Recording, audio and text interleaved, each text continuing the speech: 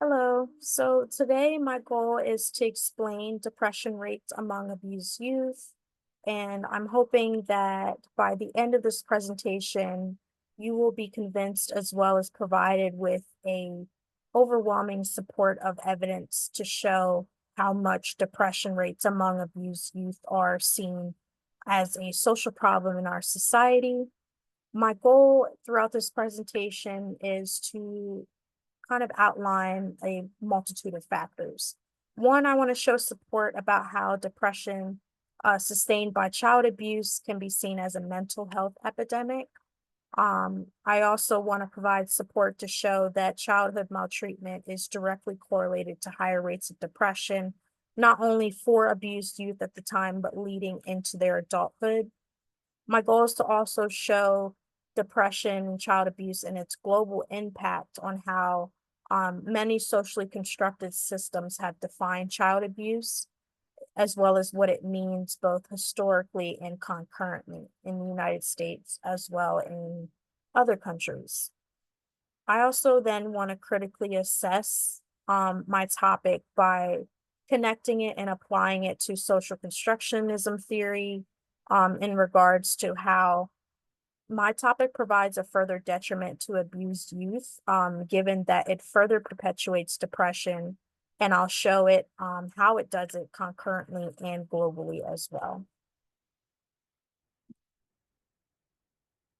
So when I was picking a statistic that I felt fully encapsulated the entirety of my presentation, I picked a statistic from the British Journal of Psychiatry, which was created by Nelson et al. 2016. But the statistic basically is that abused youth are 2 to 3 times more likely to experience lifelong depression. And this was compared to youth who didn't report any experiences of maltreatment at all. And these reports have been consistent as far as their depression rates leading from a youth into their lifespan of adulthood.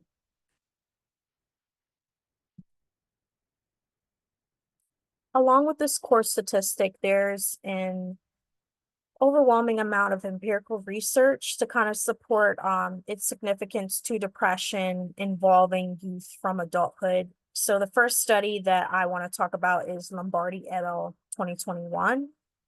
Lombardi et al. Had explained that there are abused youth within the child welfare system. And within the child welfare system, these abused youth have both higher internalizing systems of depression, anxiety, as well as externalizing symptoms or symptoms that are directly acknowledgeable, such as aggression.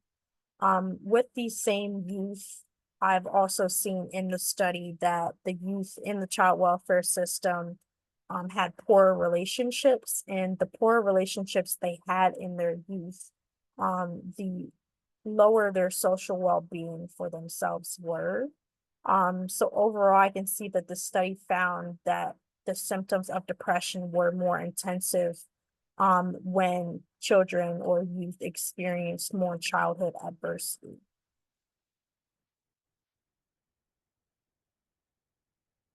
We can also see this in another study for Kim et al. 2022. And this study kind of dives more deeper as far as it adds on to the Lombardi et al. Because it talks about adverse childhood experiences. These experiences are experiences of both violence or neglect in youth. And the study had found a strong correlation among abused youth with depression and anxiety, which was also found in the previous study that I just discussed. Um, what makes and sets apart this study from the previous one is the use of adverse childhood experiences, or ACEs. And what I found in this study that the ACEs were specifically household exposure, um, childhood maltreatment, as well as any violence that's been experienced in the household. But these adverse childhood experiences also led to more poorer self-esteem. And what I noticed is that the more ACEs that the childhood had, or the more childhood adverse experiences or maltreatment that the child experienced, the more likely they were to have lower self-esteem.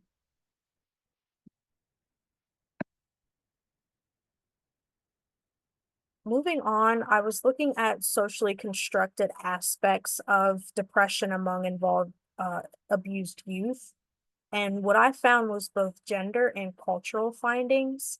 Specifically on the side of gender, we see that in Murphy et al. 2020, there was a study done with just female youth involved in the child welfare system. And what I found is that these youth had experienced higher rates of PTSD, which also stemmed from childhood maltreatment.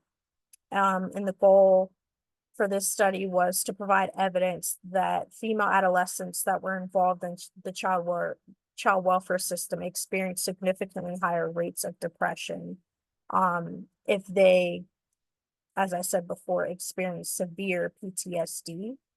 So this kind of falls into the aspect of gender and how gender is incorporated in depression rates among involved youth. While I didn't have a study that looked at males, my goal was to definitely provide an example of how gender plays a role in adverse childhood experiences as well as higher rates of depression. Now moving on to cultural findings, I was looking at a study done by Shen and Schiff et al. To show that there are actual cultural representations of how childhood adversities can be aligned with depression. Both studies kind of provide evidence to show how childhood maltreatment can negatively impact how higher rates of depression across the lifespan. What really sets apart these two specific studies by Shen et al. And Schiff et al. Is that these studies were compared with Chinese youth as well as Danish youth. They're also longitudinal studies, which means that there was data that was collected over the course of these youth's lifespans. So from their youth to their early/middle adulthood, the study showed significant representation of how depression can really be just as high, not only in youth in the United States, but also in youth globally in other countries as well. Yeah.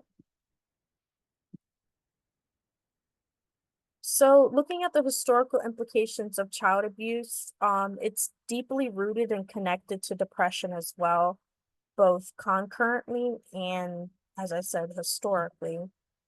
I wanted to take a look at how childhood protection has evolved over time through our history.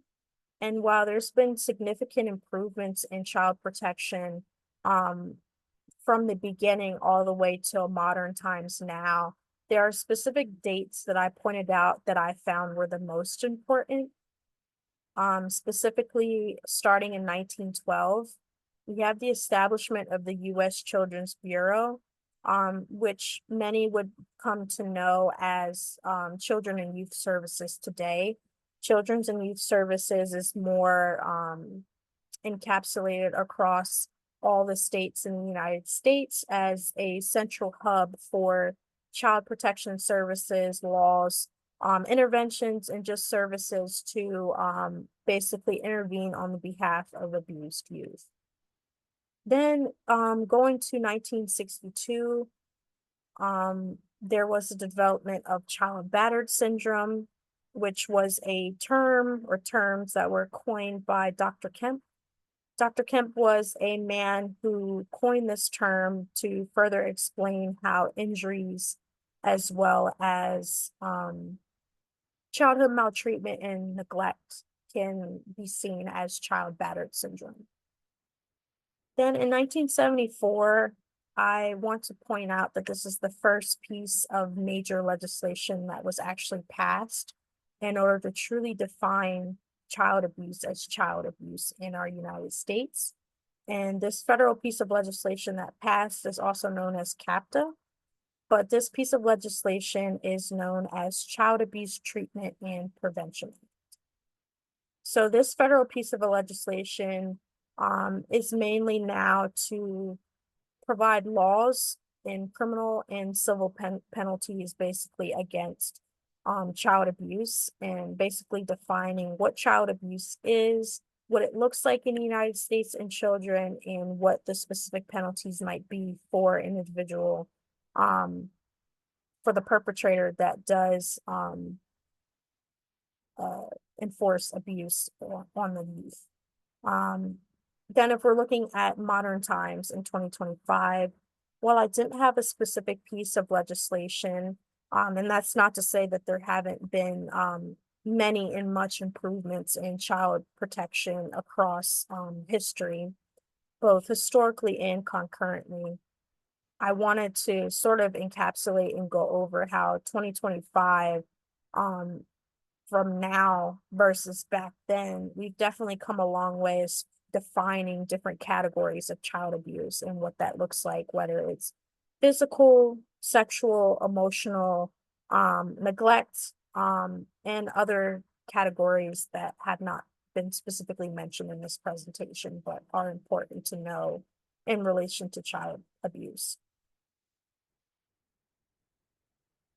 So after looking at the global impact of childhood abuse, as far as the rates of depression among youth, not only in the United States, but also gender and cultural findings for youth outside of the United States as well, I wanted to take a look at critically assessing depression in abused youth and tying it to social construction theory. So social constructionism, basically in layman's or simple terms, is a type of theory that explains how society defines or normalizes something. If it's socially constructed, that means that members of society have identified it as an important role or aspect in order to evolve or further improve their specific society. It's also known as what is morally right, morally wrong, or valuably right or valuably wrong. Um, so with social constructionism theory and its connection to child abuse, we're looking at how child abuse can relatively be normalized in specific countries. Um, so I don't think that Shen and Schiff was a good representation as far as depression rates among abused youth within global practices, as far as a normalization of abuse. So when I was looking into the research for social constructionism, I found a study done by Apkin and Bassey for 2015. And Apkin and Bassey, it wasn't a empirical research study as having a method section, a discussion section, but it did discuss how there's sort of a relativistic view to child abuse in countries outside of the US. In other terms, this idea of relativism, or what certain countries believe to be child abuse and what they don't believe child abuse to be. So there are some global and harmful practices that are disguised as tradition that I found in the study. One of them was child marriage, and the other one was lynching or flogging. Um, these specific aspects are sort of disguised as tradition as far as harmful practices that can be enforced among youth, but are not considered to be elements of child abuse in these countries. Um, so it's definitely important to think about the difference between tradition and the difference between the normalization of abuse, because if here in the United States we are abused for marrying a child early under the age of 18, also as far as enforcing extremely violent punishments on children in the United States, but it's not considered child abuse but tradition in these other countries. then it's a lot easier to get away with it, and to kind of socially construct it as something that's morally right or morally okay to do in these specific countries. Um, but what I also noticed is that along with what's morally right and what can be socially constructed in our society, we also look at family dynamics and how depression and child abuse is looked at and viewed in parental and family dynamics with youth. There are two specific studies that I looked at by one was by a Street et al. 2018. Another was done by Zhang et al. 2022. And in these studies, I was looking at parental child dynamics. So for a Street et al., I was looking at a study among African American youth and their direct correlation to economics. Um, what I found in the study is that African American youth were living in urban settings where they were experiencing more poverty and more housing insecurity. And this kind of also affected their depression rates because they're not only focused on getting out of poverty and being able to support themselves among urban housing, but their depression has significantly spiked and increased as youth, due to concerns of not knowing where to sleep at night, and also not knowing if they're going to have to be homeless or if they're going to have to move.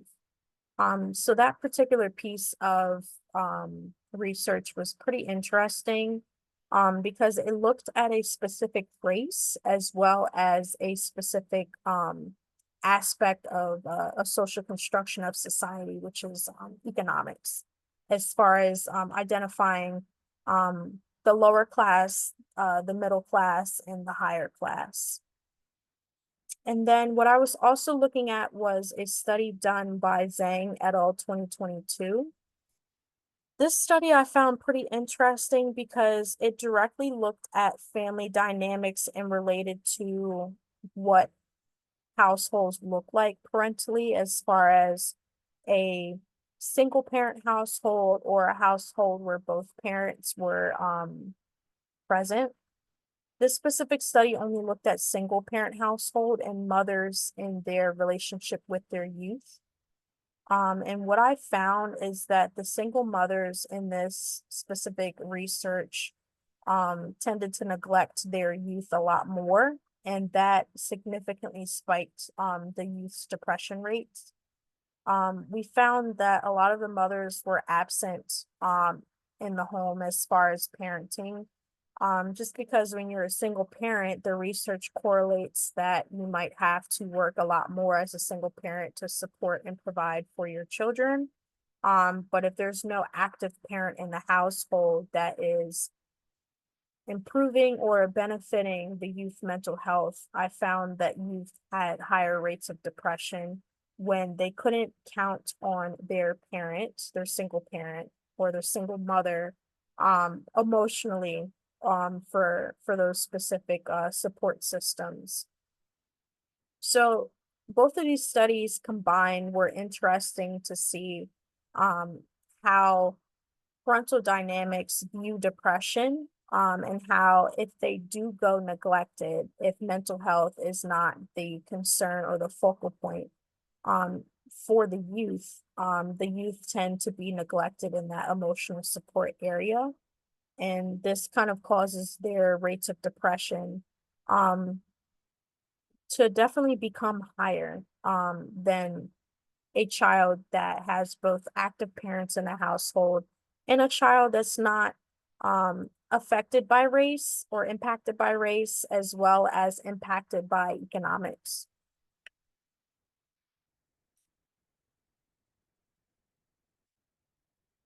So after discussing, everything in my presentation, it's my hope that I provided an overwhelmingly amount of evidence to prove just how detrimental depression with abused youth can be.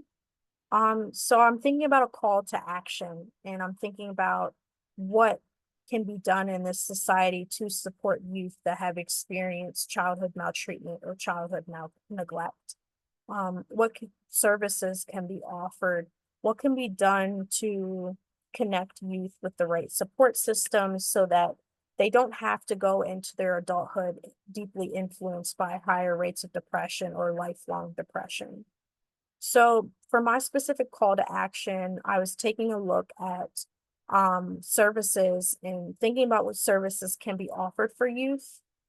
And if a child is not being supported at home, maybe a good support system with the school social worker, as well as mental health services lined up within the school districts to support the student, maybe in school settings when they don't necessarily have that direct support system at home.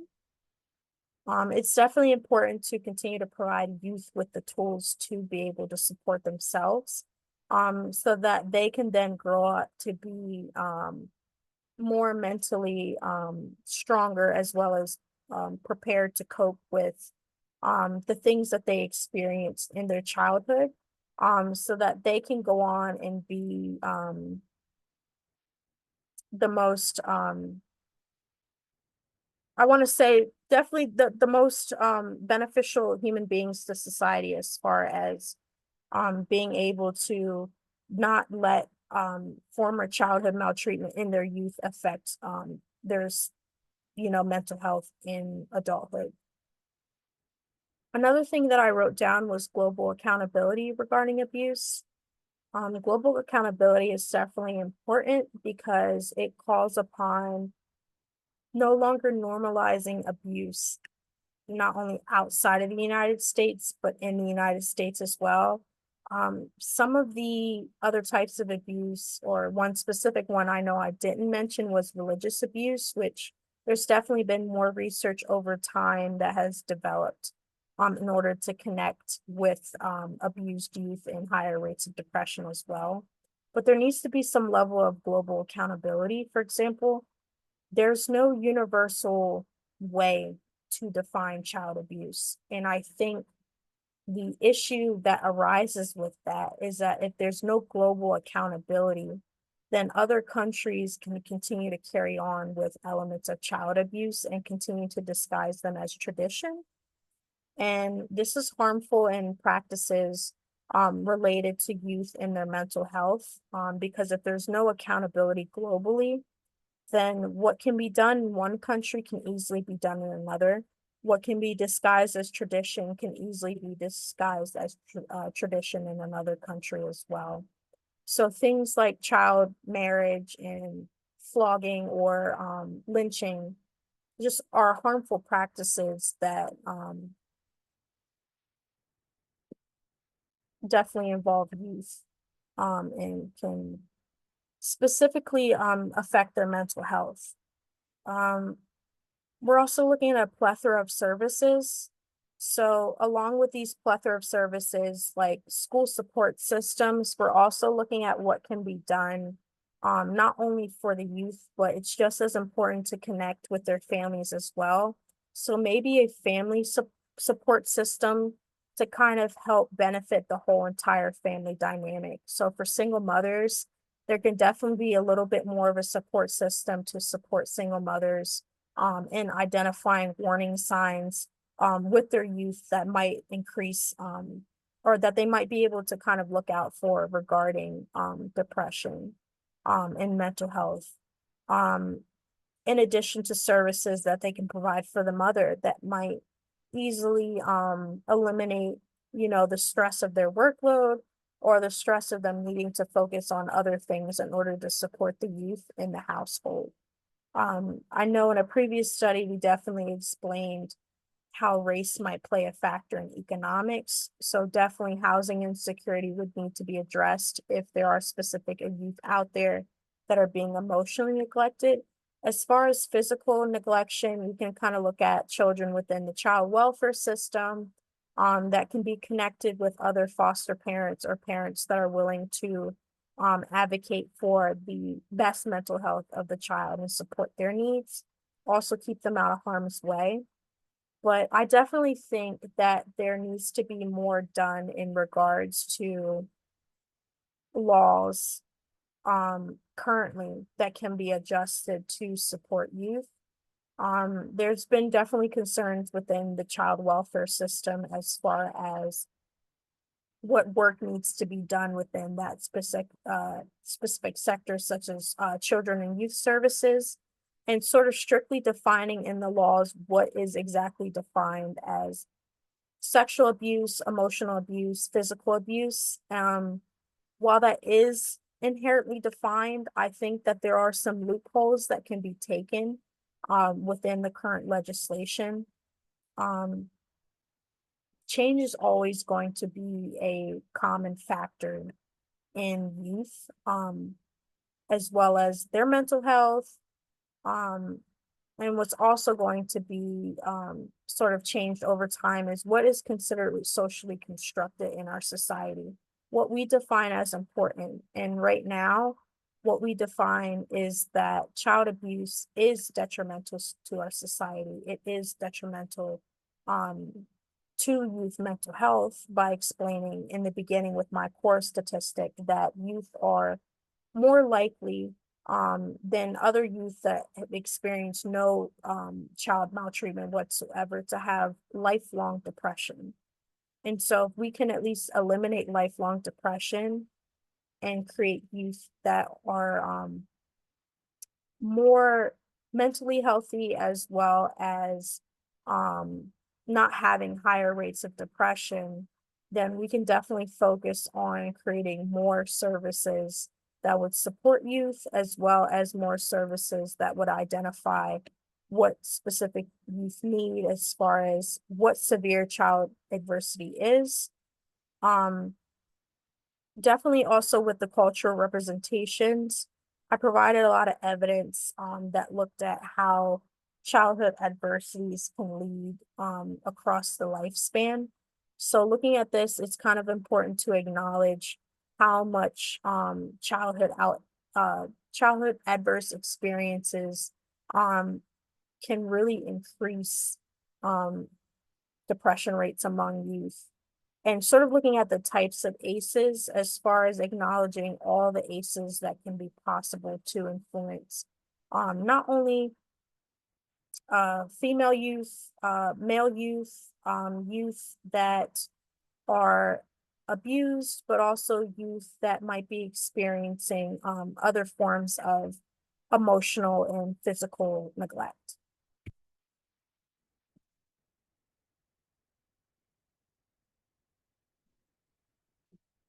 And these are my studies.